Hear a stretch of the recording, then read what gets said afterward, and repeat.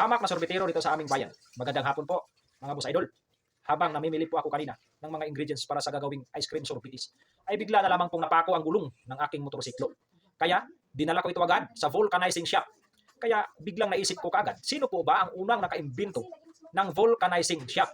Pag-vulcanization sa mga gulong ng sasakyan at maging sa mga motorsiklo. Kaya, itinanong ko agad sa aking kaibigang si Mr. ChatGPT.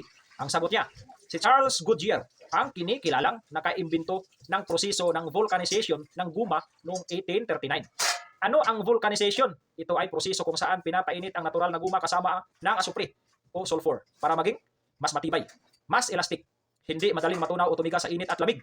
Dahil dito naging posible ang paggawa ng matitibay na gulong kasama na ang gulong ng motorsiklo. Take note, hindi pa uso ang motorsiklo noong panahon ni Goodyear, pero ang imbensyon niya ang naging pundasyon ng lahat ng modernong gulong, kabilang ang sa motor at sasakyan. Yun lamang po ang kaunting maibibigay kong impormasyon sa ngayon mga boss idol.